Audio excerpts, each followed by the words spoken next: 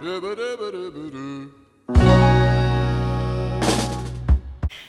and welcome to episode 22 of the Knitting Pickle Podcast. 22 or 23? Great start. Hello and welcome to episode 22 of the Knitting Pickle Podcast. My name is Laura of Penrose Knits and I've had a bit of a disaster of a day. This is the second time I've sat down to film this podcast. I didn't film the whole thing before, but I got a decent amount of the way through, and it just was not happening. I was rambly AF, couldn't concentrate, and then as I was talking, one of my fillings fell out and I crunched it and I nearly threw up in my mouth. So at that point I was just like, no, we need to stop right here and let's have a little break. So I went off and I did some work that I'd been putting off, so that's a big relief. So I'm feeling much calmer, much more ready. Hopefully there will be no more major dental mishaps and we can get on with this episode. It is a lovely autumnal day. It's quite overcast, but the sun is coming in and out, so hopefully the lighting levels will be okay.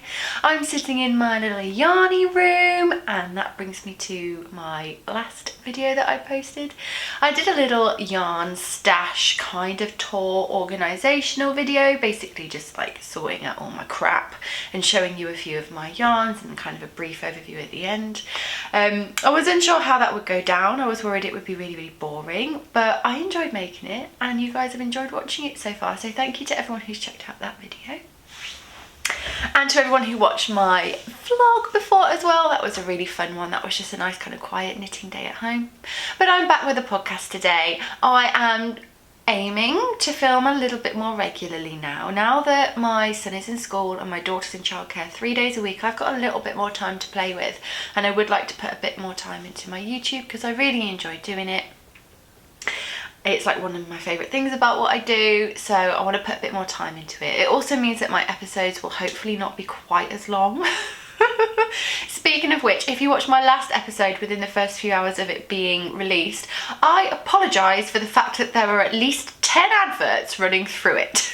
That was not me, that was YouTube. They automatically apply them and it doesn't normally do that, and I don't even normally check. I just click like add one in the middle and go, but it put like 10 adverts on and I didn't realise, so I'm sorry if you had to watch all those adverts. I pay for YouTube Premium, so I'm not used to watching adverts, so it just doesn't always cross my mind to check.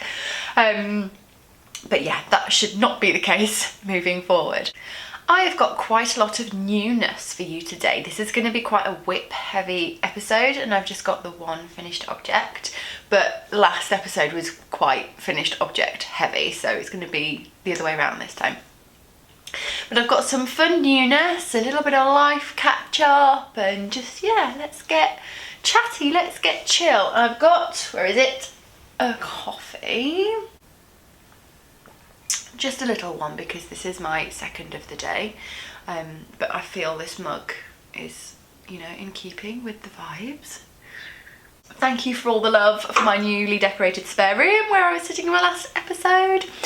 I might be in there again, but like the lighting in here is good today, so I want to make the most of all my tidy yarn stash. So let's get into it, shall we? I'm going to start with my one and only finished object, which is also what I'm wearing and new to the podcast, kind of. I showed my swatch for this and talked about my plans for it in the last episode, but I hadn't cast it. No, I had cast it on, but I couldn't show you because it would have revealed how one of the details is done. And this was a test knit, and we were specifically, I mean, you shouldn't share like stitch counts and how things did anyway, but we were specifically asked not to share this detail. But I can show you it finished. And this is the Dartmoor Sweater by Caidree, and I test knit this. I decided to take a step back from test knitting this year and focus more on my own designs. So it was quite a big deal for me to go into a test knit, but I'm so glad I did because I enjoyed every minute of it. It was so nice to be on the other side of things for once. It was like quite relaxed and enjoyable. I met some new knitters. I got to kind of, you know, get to know another designer a bit better, and it was just lovely all the way through. I enjoyed every single second of it. This took me less than 2 weeks to make, and that wasn't monogamous knitting. That was not monogamous knitting. I did take some days off, I did work on some other things, but I mainly worked on this for 2 reasons. 1, I really wanted to wear it, and 2, I wanted it to be done before the West MKAL. And also the deadline was not long after the launch of the MKAL anyway, so it was good to kind of just keep me going on it. And so this is the Dartmoor Sweater, and I made this using drops Nepal in the shade Camel Mix, which is a wool alpaca blend, Aran weight, and 1 strand of drops kid silk mohair in the shade Beige. And I did it on 5.5mm needles. The pattern calls for 6mm needles, but I think I'm a bit of a loose knitter. But it all worked out in the end. I did have a little bit of an issue with my row gauge because a lot of the grading in this sweater is done by row gauge. So if you do fancy knitting this, just keep an eye out for that. Check your row gauge, because I did have to change my sleeve decreases a little. I just had to do them a little bit more often than it says in the pattern. Otherwise I would have had a really, really long sleeve because the decreases go right up to the cuff. But other than that, I was okay. The detail that we weren't supposed to reveal how it can be done is on the back, and this is what really attracted me to this design. It's this very simple but very beautifully done kind of knit column that goes all the way along the shoulder seam, all the way along the back and down the other side. I'll give you a close up. It was so satisfying to do, so interesting, and I just loved it. It's so simple but so clever, and just adds that little moment to quite a, I don't say the word basic, quite a classic kind of simple looking design. It was so much fun to knit, really quick, really satisfying, and I have worn it pretty much non-stop since I finished it. I took it with me on my anniversary weekend trip, which I'm going to go more into later because I did go to a yarn shop. But I wore it on the first night with jeans to go to the pub. I wore it on the second night with a little velvet skirt to go out for dinner, and I just basically put it on at every single opportunity. I'm really pleased with the yarn. It's soft. It's got a little bit of a tickle when I first put it on, but once it's warmed up to my body temperature, like, it's fine. And I think that comes from the drops kid silk, because it's not the softest or the smoothest, but I'm fine with it. I've just got like a little strap top underneath, so it is next to skin for most of my body, and I'm fine with it, but obviously it's different for everyone. But I love the drape of it, I love the fit of it. It is oversized.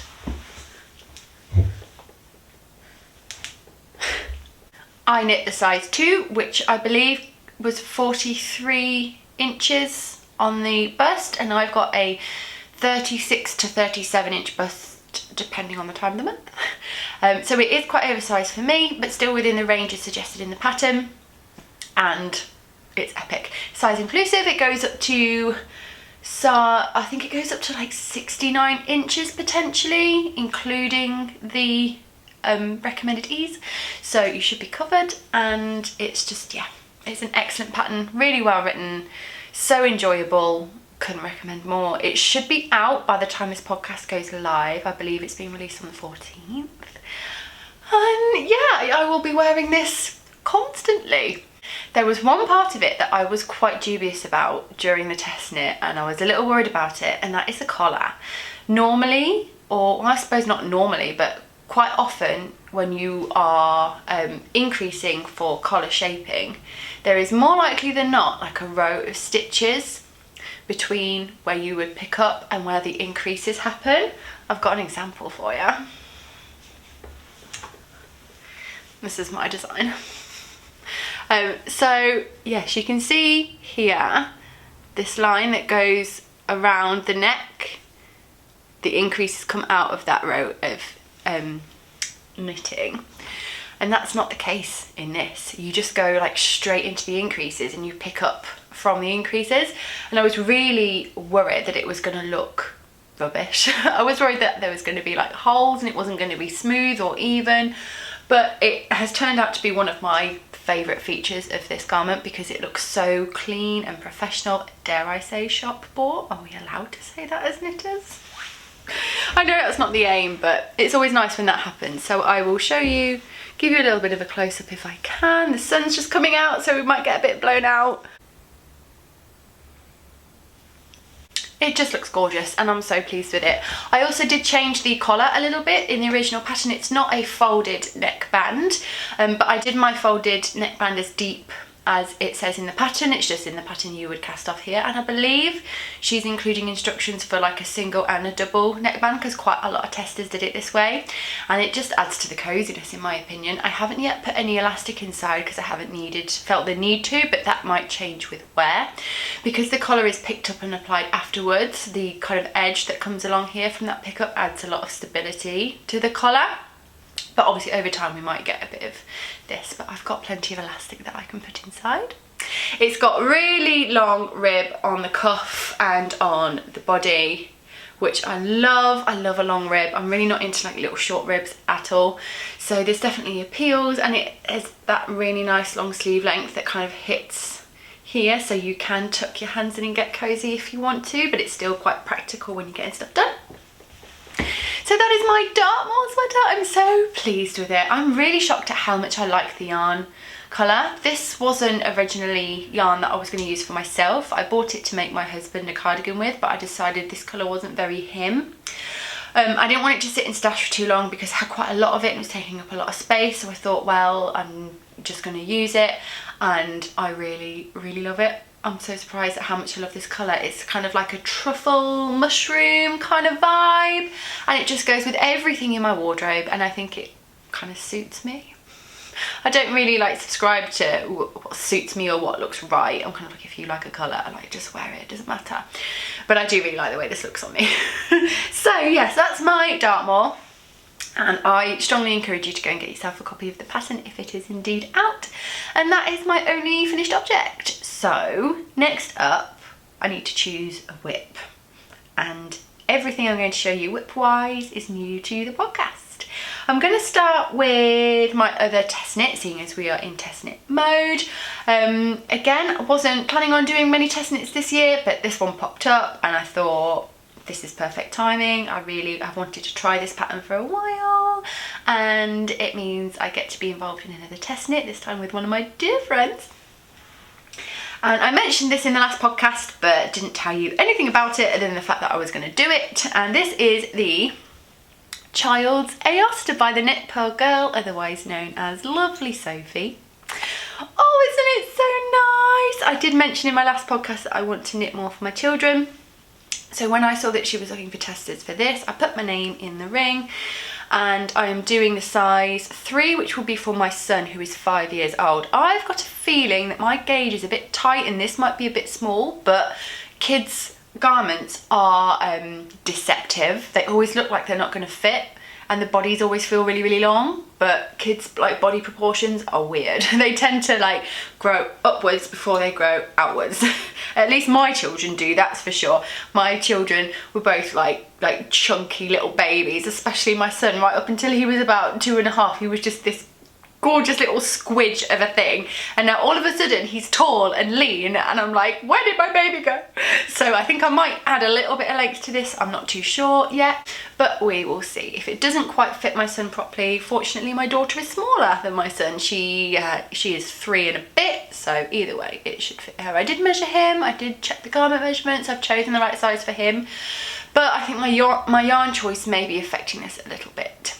So, yarn choice. I am using the We Are Knitters Finita yarn held triple. I may have thought this was a DK weight pattern when I applied, so I thought I will just hold this double, but then I realised it was chunky, so I'm holding it triple. The original pattern says 6mm needles, but I have gone down half a needle size to 5.5 because, again, I think I'm a bit of a loose knitter, and I think Sophie's a bit of a tight knitter.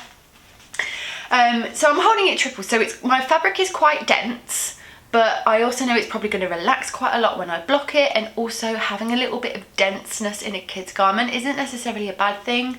I don't think, because it's going to give it a little bit more stability and strength for like all the wear it's going to get hit with.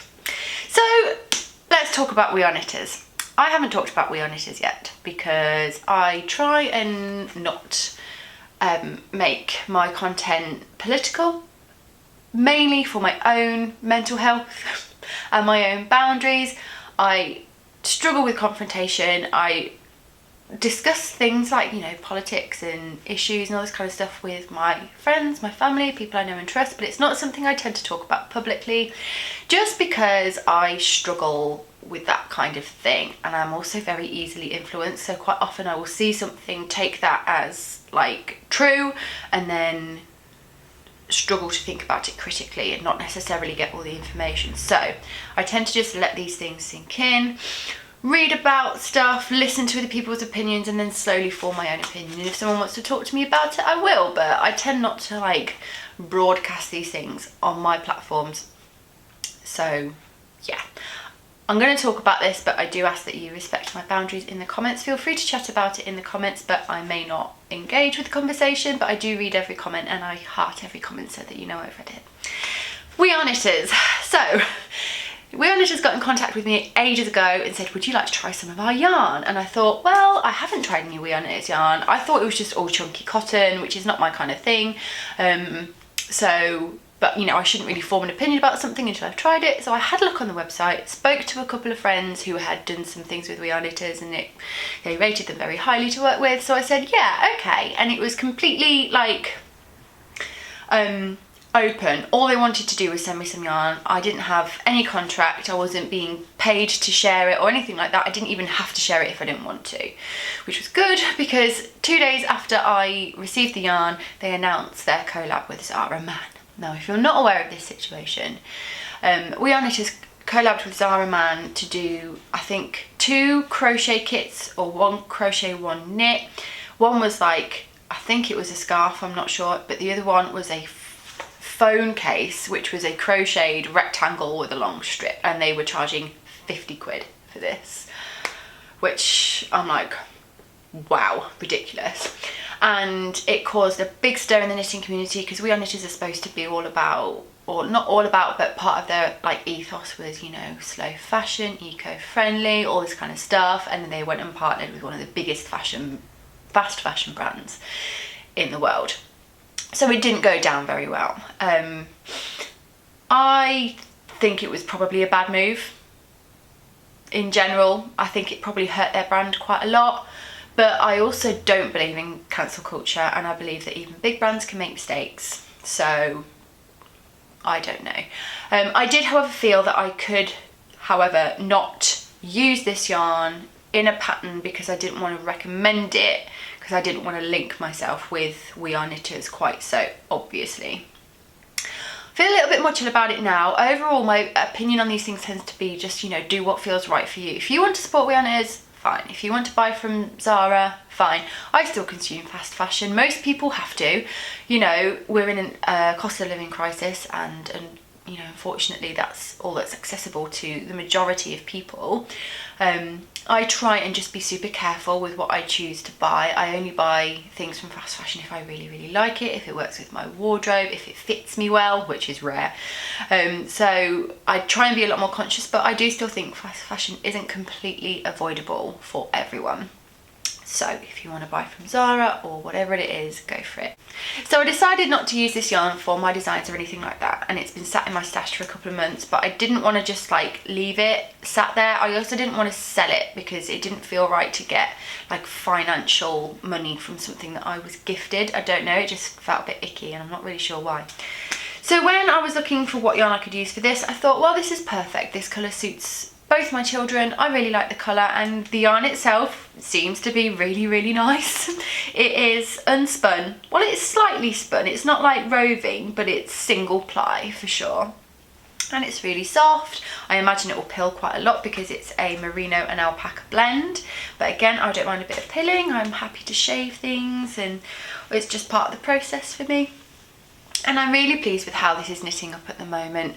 It's such a satisfying pattern. This kind of overall textured look, I think, is very popular right now. And in this case, it's super easy to knit because it's 75% stockinette and then 25% texture, but you get this very beautiful overall effect. The Aosta is definitely Sophie's signature design. So there's adult versions, there's cardigan versions, there's in the round, there's flat, there's vest, there's pillow, there's loads of stuff. So if you're not aware of this design and the Aosta collection, where have you been?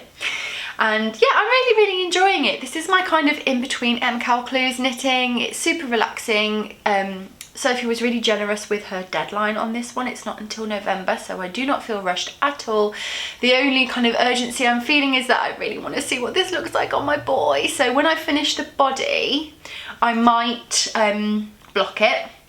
That way I can see if it is actually going to fit him or my daughter, and then I can do the sleeve length accordingly. So we will see in a little while. The next time you see this, hopefully it will be at that stage.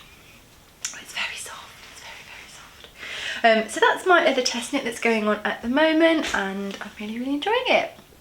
Next up, what shall we do next? I've got 2 more whips to show you. One of them, I mean, it's pretty obvious what it's going to be because I've mentioned it.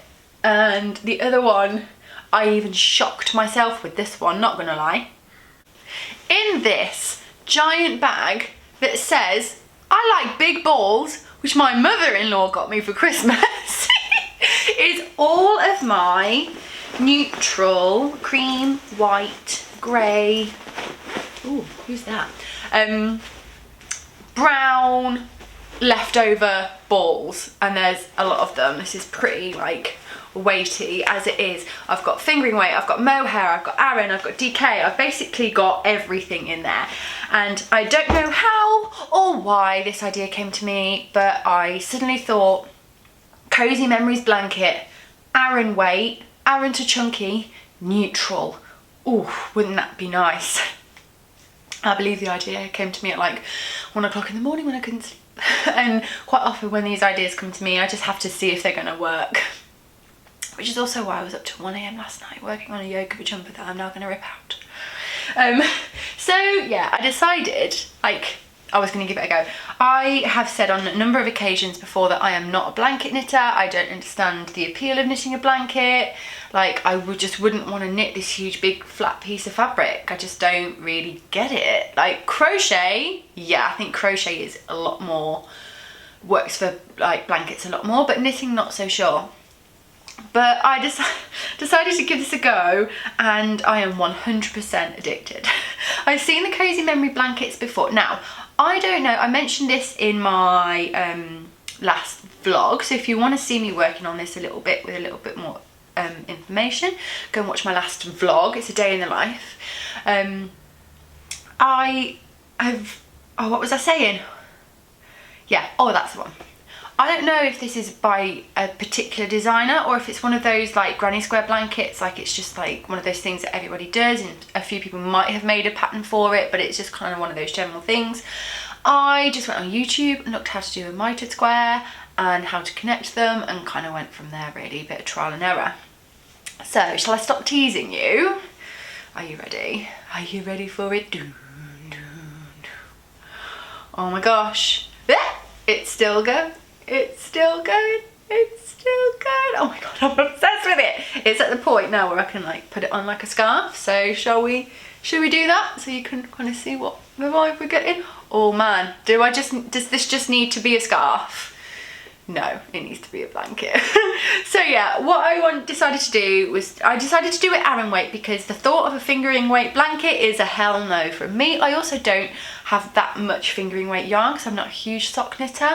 And this way I thought if I do it kind of Aran chunky, I'm using 5mm needles, I can combine yarns, so I can use like 3 strands of fingering, 2 DK or whatever, and throw mohair in and marl and mix and just turn all these leftover yarns I have into something that me and my family are going to use for a long time, and hopefully will get passed down. We are the family of coziness, especially my son. When he was little, I'd put him into bed and I'd say, oh, snug as a bug in a rug, as you do. And because he couldn't really talk at the time, he associated that with the quilt or a blanket, which he now calls a snuggie and buggy.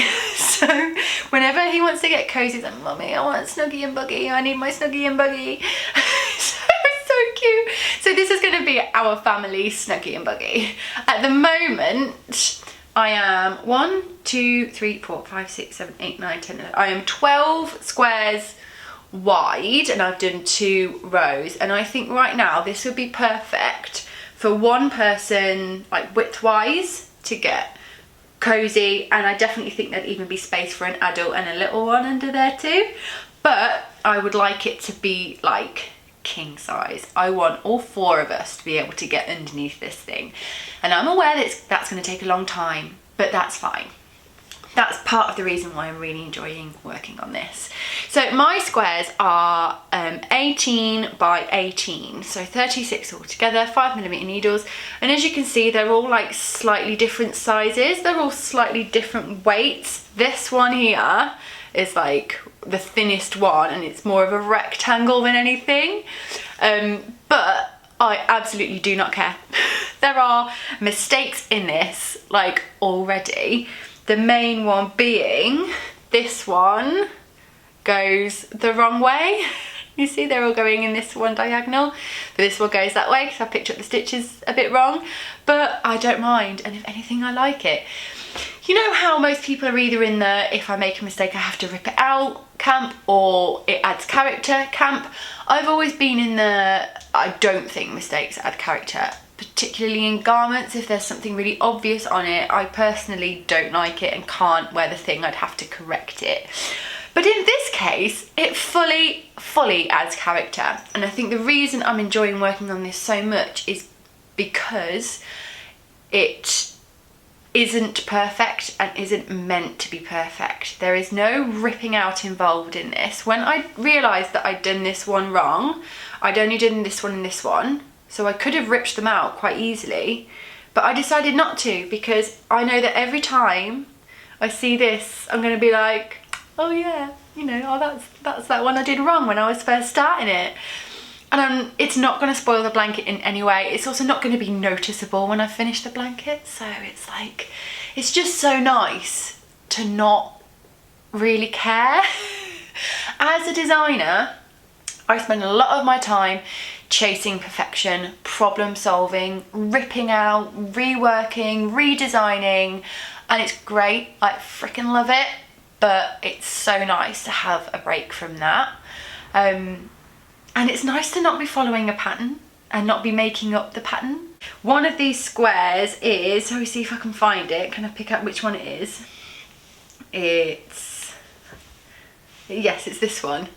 Can you see? Can you see the yarn?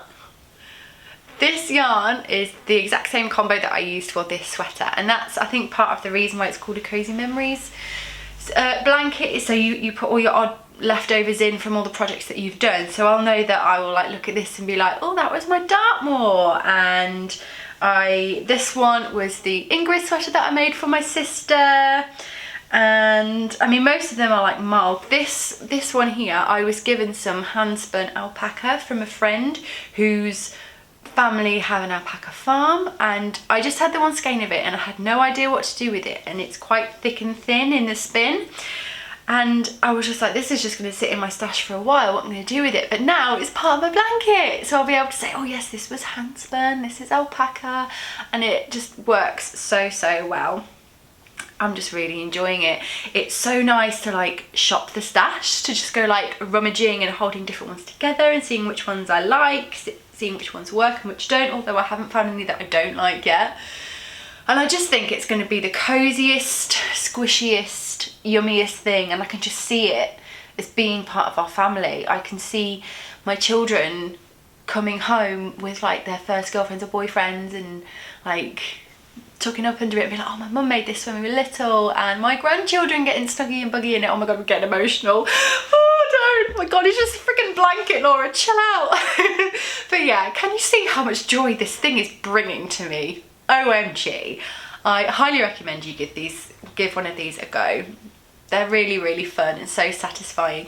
And when I finished this, when it was blocking and drying, it felt so nice to then immediately put some yarn from this into my blanket, and it felt like this project didn't feel finished until the yarn had gone into the blanket, and it was just a really nice way of like rounding it all off. I do have an acquisition for you to do with this blanket, but I'm going to do that at the end. Oh, there's lots of mohair in the air. So let me know in the comments if you've done a Cozy Memories blanket and if you've done a fingering weight one, because OMG, you are a stronger person than I am. So on to my last whip. Now, spoiler alert, I'm going to be talking about the MKAL. I know it's not everyone's cup of tea, so feel free to skip ahead if you want to. I will try and put a little timestamp here for when I finish talking about the West Knits MKAL, in case you don't want a spoiler or in case you just don't care, and we'll move on from that point. But I am going to share my clue one. I finished clue one literally as I sat down to start recording this. Clue 2 came out and I did skip ahead to the spoiler, and I'm like, it's gonna be interesting. But I have finished my clue 1 and I'm gonna show it to you, but clue 2 is out by the time this goes live, so hopefully I won't be spoiling it for anybody. Here it is, here it is, here it is. Here is my finished clue 1 for the Stephen West Knits MKAL 2022 Twists and Turns TNT.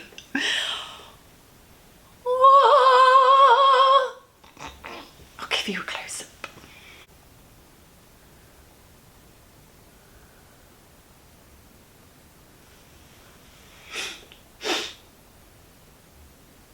I'm obsessed. Honestly, I love it. I can't believe how much I love it. I'm shocked at how much I love it. Didn't fully love working on it, but I love how it looks. It is so clever. OMG. If you want to see how these big chunky braids are done, then go and watch his clue video, which is available on YouTube. You don't have to have the pattern to see it. But this was a lot of work. This is obviously fingering weight, 3.5mm needles. And it was just, yeah, it was really, really slow going and a little bit monotonous. If this is your first year doing the MKAL, then I feel for you, because this was definitely tougher than the first clue of shawlography, that's for sure. I did shawlography last year. It was my first MKAL, and I did it, the shawl itself was for my grandma, whose birthday is near the beginning of December. She used to knit but can't knit anymore. So I decided to make her the shawl to kind of like show her what I've learned, how far I've come as a knitter, and I know she'd find it super interesting because she'll be able to look at all the different bits, figure out how I did it and all that kind of stuff. Bless her, she wears it every time I see her, and she went out and got an outfit to go with it specifically. So this year this will again be going to my grandma, and this time I have gone with some slightly more muted colours. If you want to know all about the yarns that I chose for this, go and check out episode 21, because I go more in depth into what I chose. But we basically got it's all hand-dyed yarn, all UK hand-dyed yarn, and this brown colour is Winter Stroll by Truly Yarns, and this pink variegated is Cinderella by Biff Sugar.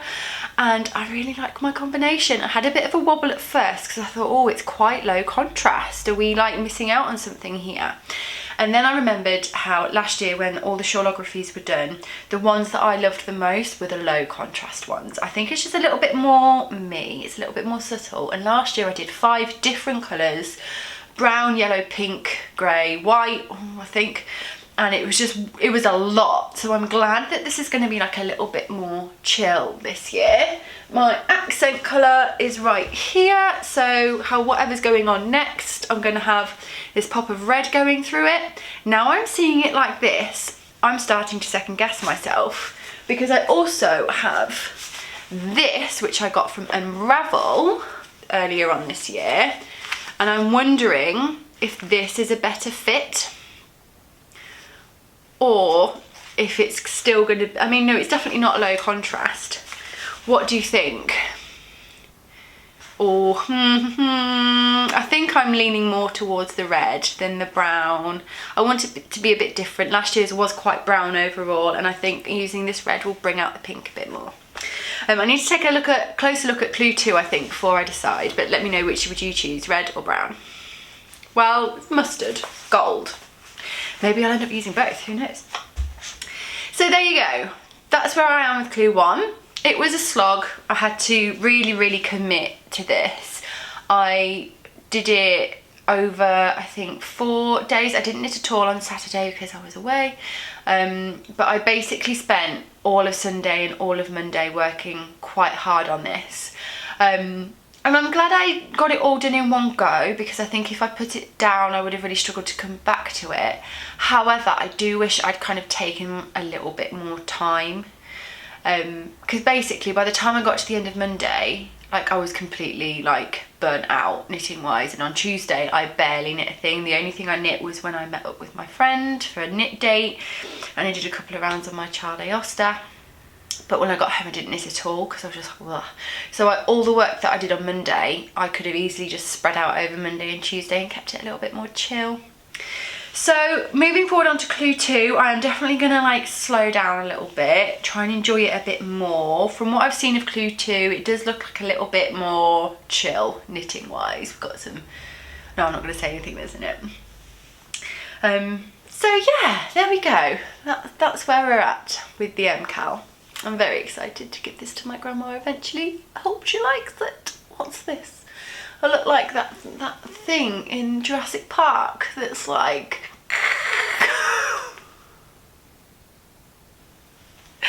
Oh my gosh, top quality content. You know what I mean? The one that gets the guy that tries to steal the dinosaurs and they're like... and they like spit Laura, stop. Okay, so that's all the projects that I've got on the go at the moment. This is kind of still on the go. It's still missing a sleeve, but it's kind of on hold for now. So if you're back, Clue 1 is finished. I will not be showing it again, so no more spoilers for that. And we're going to be moving on to acquisitions. I've got a few quite fun acquisitions to show you actually. As I mentioned, at the weekend, me and my husband went away for our anniversary. We went to Bath, which is about 2 hours from where we live, and is my favourite city in the UK that I visited. When you're in the centre, it just doesn't feel like a city, because it was like the playground of the rich back in the day. Every single building is stunning. The architecture is amazing. It's all Regency. I live close to a town called Leamington Spa, which is where I lived for a while, and it's also like a Regency spa town, just like Bath is, and Bath is like Leamington on steroids. My sister took me there as a surprise for my hen do, and I fell in love with it. I took my son on a little mummy-son holiday when I was pregnant with my daughter and my husband was away, so that was really nice. I've got lots of lovely memories from Bath, and I've got even more now. So we just stayed in a little Airbnb right on the edge of the city, so we could like walk everywhere, on the edge of the city centre, so we could walk everywhere. It was a cosy little basement flat with a Cotswold stone fireplace and a cosy bedroom, and it was so nice. We walked everywhere, and we went to a spa, which I hated it. I absolutely hated it. It was the worst experience of my life. Well, no, it wasn't. Spas are just not my thing. It was just the opposite of relaxing. We were in like this steam room, and like the door was constantly being opened and people were talking really loud, and there were like big groups of hen dos and stuff, and it was just like anything but relaxing. But I did enjoy the outdoor pool. We went to the Therme Spa, and they've got an outdoor rooftop pool.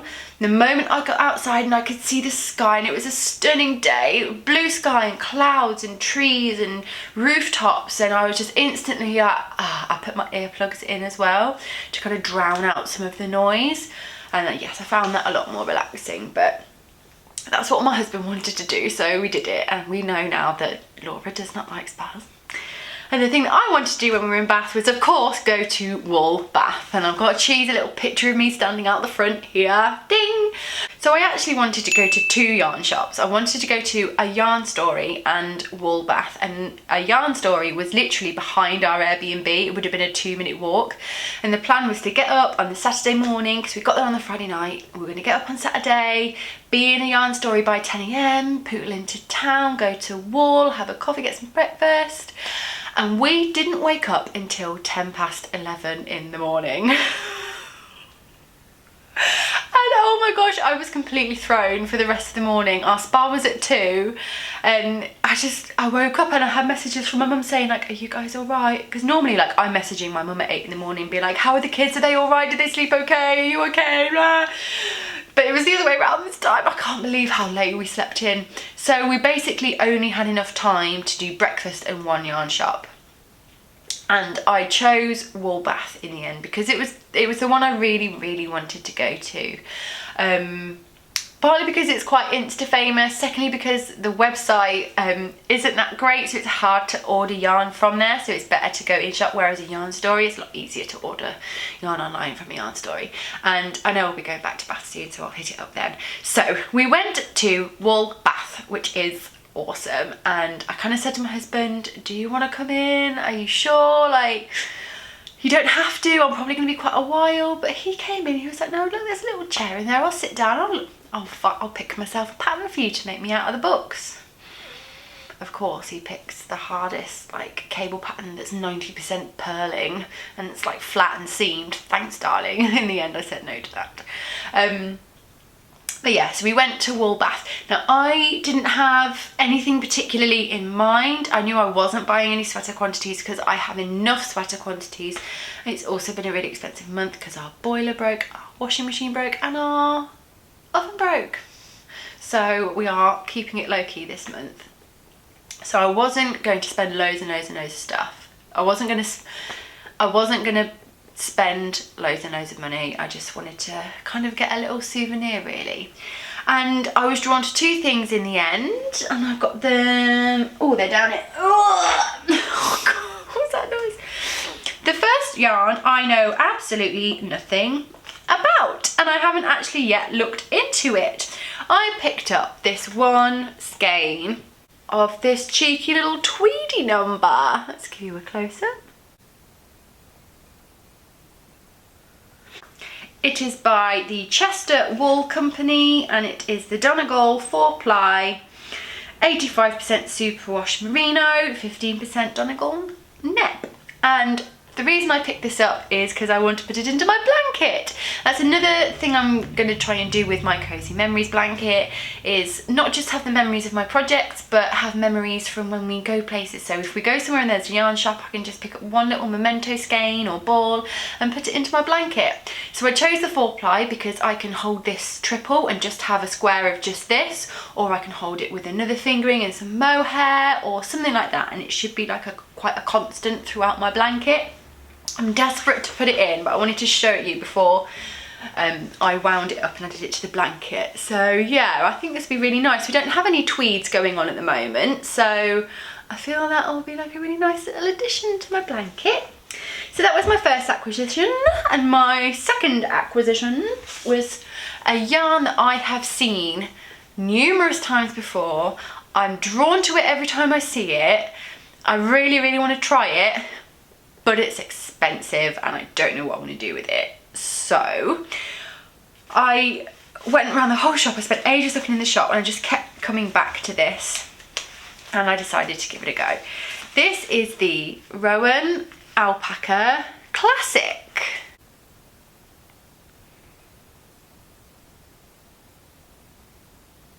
The colour is it's actually, yeah, it's translating quite well.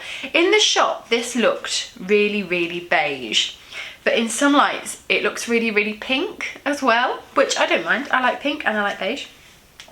But this yarn is 57% alpaca, 43% cotton, and it's really hard to explain. I don't think it's a blown yarn. No, it's definitely a plied yarn.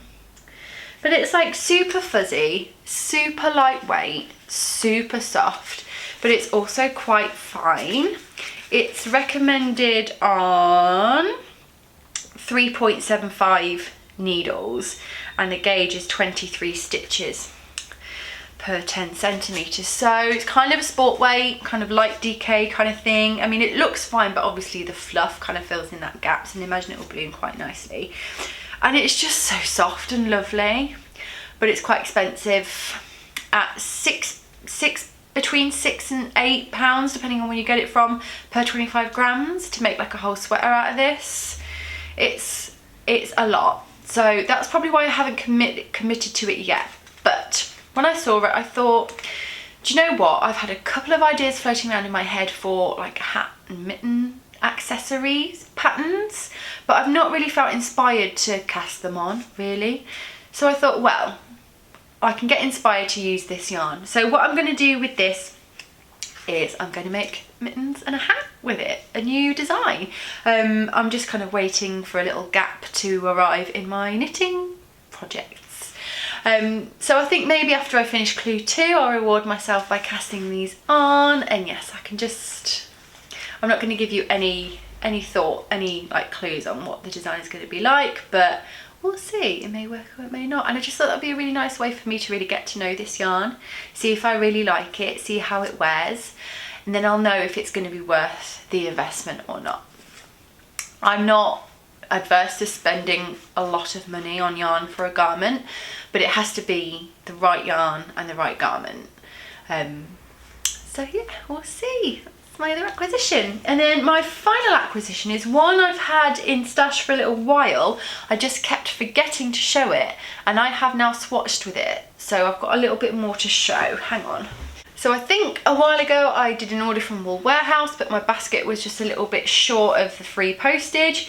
So I ordered, oh, it's a Rowan day, some Rowan Alpaca Rowan soft boucle, and it's 45% cotton, 23% alpaca, 22% wool, 10% polyamide, and it is a, have I got one open yet? It's a boucle yarn. So as you may or may not be able to see, and yes, now the sun comes out. Hopefully one of those shots is usable. But basically it's like a core. I think it's like the cotton and the polyamide is in the core, and then all the fluff just kind of like, it's like raggedy along it. I really like boucle fabric. I've got some boucle bedding. I'd love a boucle chair, and I just love boucle in general. So when I saw boucle yarn, I was like, all right, let's give it a go. And I also have been watching the Zoella Vlogmases, and last year's Vlogmas, she wears a boucle hat quite a lot, just like a beanie hat with like a double folded brim. And I thought, oh yeah, that looks well cozy, maybe I could make one. So I have since swatched with it, and you're hopefully, oh my god, sun, are you joking? Is that helpful or not? I guess the shadows you kind of see. Yeah, this definitely isn't the best light to show you this in, but it just kind of makes this kind of fluffy, neppy, textured fabric. It wasn't the most pleasant to knit with, but I was working it flat, and I think in the round it would be a lot easier. And the main reason I just swatched is I wanted to feel like what it was like on my head. I can't wear woolly wool on my head, it makes my forehead really itchy and hot, so I tend to use superwash for hats, and I can tell you that it feels really, really nice on my forehead. Obviously it's like mainly cotton and polyamide and alpaca, so it's going to be naturally soft. So I think I will be making a hat with this. I probably won't bother doing a pattern for it. I'll probably just like find like a Pearl Soho pattern or the petite knit pattern for like the, I think it's the Oslo hat or something. I just got to figure out from this swatch what my gauge is, and then just go for it. I think that'd be quite a nice like portable project. So yeah, let me know if you have worked with boucle yarn before. Someone said to me the other day that I think it was Well Loved Knits made a boucle bucket hat. I do not wear bucket hats. I just can't pull those things off, and also they're just like, oh, make me think of the 90s, and I am a child of the 90s, so I'm like, ugh, what's wrong with you guys? Why do you love the 90s? It's so weird. But I think I might go and watch her video back again to see what she's got to say about the boucle yarn, and also congratulations on your baby, yay! So there you go, that's it guys. That's all the stuff that I've been working on. I don't have a huge amount of knitted chat for you today. As I mentioned, we've been away recently and I've mainly been working on this, so there's not a huge amount going on. Coming up for Penrose Knits, I have just finished putting the final touches to the eclair pattern, and it's gone off to my editor. So hopefully the test knit will be coming for that soon, but again, I'm not really trying to rush it. It's most likely going to be January 2023 release, but we'll see. I have no idea how long the test is going to need really, because it's a lot of newness for me in that pattern, so I think the test is going to be quite long, and I don't want to rush it just for the sake of getting it out before Christmas. So more to come on that hopefully in the next episode. And the Chantilly Vest test knit is going really, really well. We've already got some finished ones. It's amazing seeing it in different colours. There's a green one which looks so good.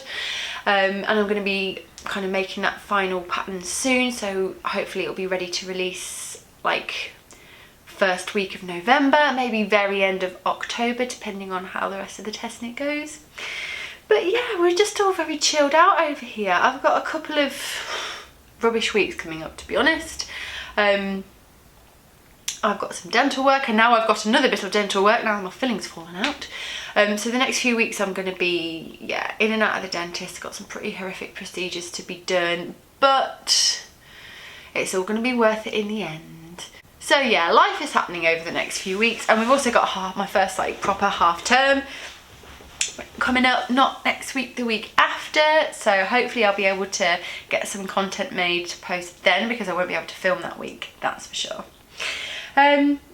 So yeah, I do have one podcast recommendation for you today. It's been a while since I've done a recommendation, and I have actually shared this person before, but it was way back when I first started podcasting, and obviously there's a few more of you since I first started that have joined this podcast, and I just wanted to share this little podcast with you because I think she's absolutely adorable and I really love her content. The lovely person that I'm talking about is Michaela from Sugarfolk Handmade. She lives over in America, I believe it's South or North Carolina, I'm not sure which one. But she is a mum to 3 young kids. She lives in this adorable kind of like country cottage kind of house. Her decor's really lovely. She posted an episode today actually. She's done a new little intro to it and it's just so cozy, and I just really love her vibe. I think she's really authentic. She does minimal editing, which I really, really like, because I feel like you get a truer representation of the person. I've definitely been trying to rein in my editing quite a lot just because it makes my life easier, and I think it's just like a little bit more genuine, and that's the feeling I get, very, very genuine. And I relate to her a lot because her kids are usually like having a nap in another room or like playing by her feet when she's filming, and like I just get it, like I just feel like I connect with her. I love her projects, I love the projects she chooses. She recently finished the pressed flowers shawl by Caidree knitting, and I'm really considering making that shawl, maybe for my mum. I'm not too sure yet, but she just chooses some really, really lovely items, and she's just lovely to listen to. So if you have not yet checked out Sugarfolk Handmade, go over and say hi to Michaela, let her know that I sent you. And Michaela, if you're watching, hi, lovely stuff. So yeah, I think that's it from me today. Hopefully this isn't too long a podcast this time. The last one was like an hour and a half, so hopefully I've reined it in a little bit today. It's always hard to tell. I am going to tidy up my mess, eat some lunch, and then see if I can get an hour or two on my twists and turns before I pick up the kids from school. Thank you so much for joining me today. Oh my gosh, I nearly forgot. In the last episode, I did a little giveaway for a headband pattern by the lovely Leah Klein, who is my friend and also my sample knitter. And she released a new headband pattern and offered a copy to one of you guys. So I asked you in the last episode to go and leave a comment saying headband if you wanted to win a copy, and I would draw a winner. I haven't drawn it yet because I'm filming this in advance and it will probably go up in a couple of days time, and I want to keep those few days open for people to still enter because people are still kind of leaving a comment every now and then on that last episode. So I will, with the power of editing, pop the winner right here. Have I been out of focus for all of that? I'm sorry. So I will put the winner here. Congratulations. Please get in touch with myself either via Instagram is probably the best place, or you can email me. My email address is laurapenroseknits@gmail.com. I'll put it in the description box below, and I will get Leah to send you over a copy of the pattern. So thank you so much for joining me. I hope you enjoy the rest of your day, and I will see you next time. Bye bye.